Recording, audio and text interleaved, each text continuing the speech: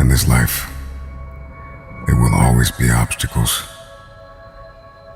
There will always be challenges. There will always be giants. What has defeated you? What is your giant? Name it. Is it fear? Is it anxiety? Is it insecurity? Is it doubt? Perhaps your giant or your improbable feat is a better relationship, weight loss. What has been your obstacle, your challenge, your task? What is your giant? This is the last day you are going to allow this giant to defy you. I know it hasn't been easy. It's time to win.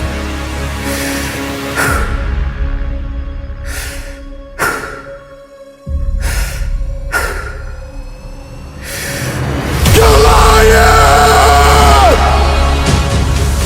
There will be many giants in your life. There will be depression. There will be anxiety. There will be oppression. There will be stress.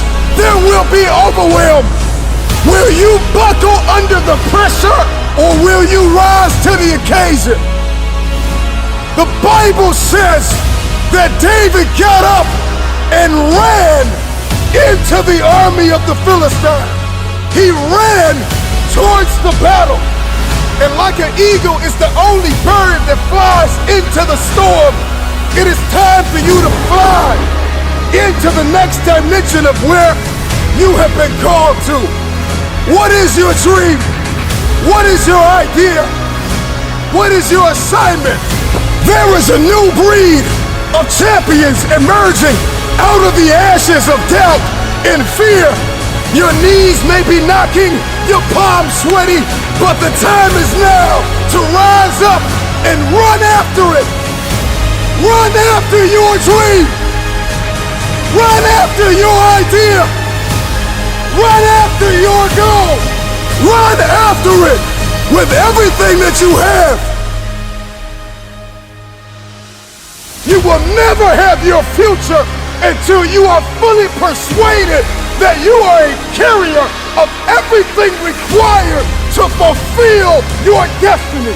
If nobody believes in you, you gotta make it up in your mind that all you have is all you need. You are going to need vision. Before you win, you're going to have to see it. I want you to see yourself winning. If you can see it, you can have it.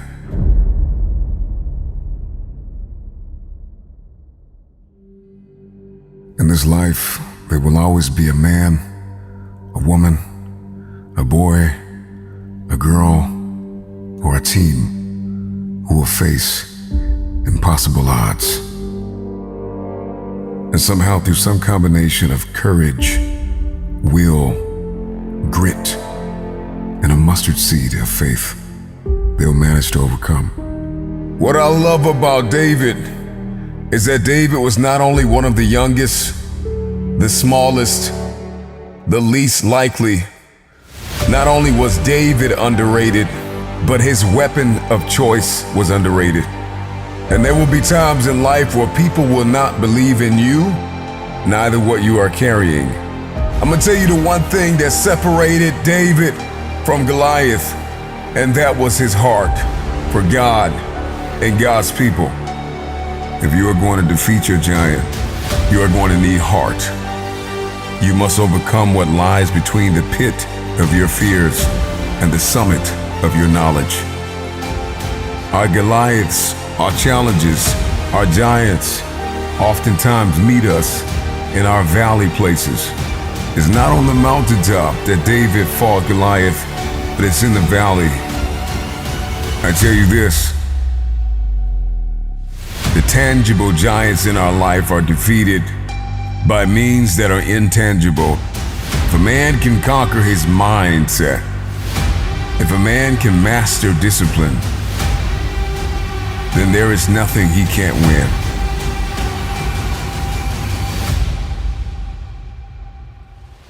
They will tell you that your dream is too big. They will tell you that your destiny cannot be fulfilled. They will tell you it is impossible to accomplish what you have set out to accomplish. But it's not about what they say, it's about what you say. I believe that you were born to triumph over every demon, over every devil, over every addiction. You are fighting for your family. You are fighting for your legacy. What you are fighting for is bigger than you. Do not forget this. David ran toward the Philistine. David ran towards the army. Your dream, your idea, whatever goal you have, get up and run after it. You can defeat this enemy, and you can have your future.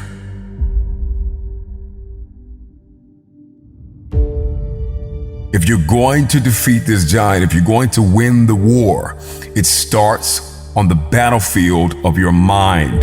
This is where the war is won. Over the course of your life, you will discover that the obstacle is the way, that there is great counsel in conflict.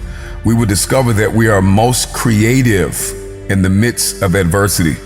So do not run from your battle, for the battle is a learning experience. You got to overcome fear. The moment that you overcome fear, then your opponent is bankrupt. There's nothing they can do. You're going to have to dispense with fear and with negative self-talk. Remember your why. It is the why that gets us to win. And it is the why that gives us the power to persevere through the how. Stop looking for the addition. Stop looking for the validation. Stop looking for everybody to agree with what you're about to do. Stop looking for everybody to understand.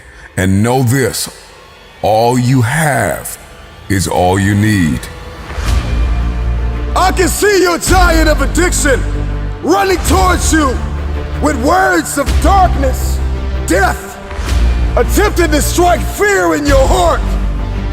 Will you cower? Will you back down? Or will you run into battle?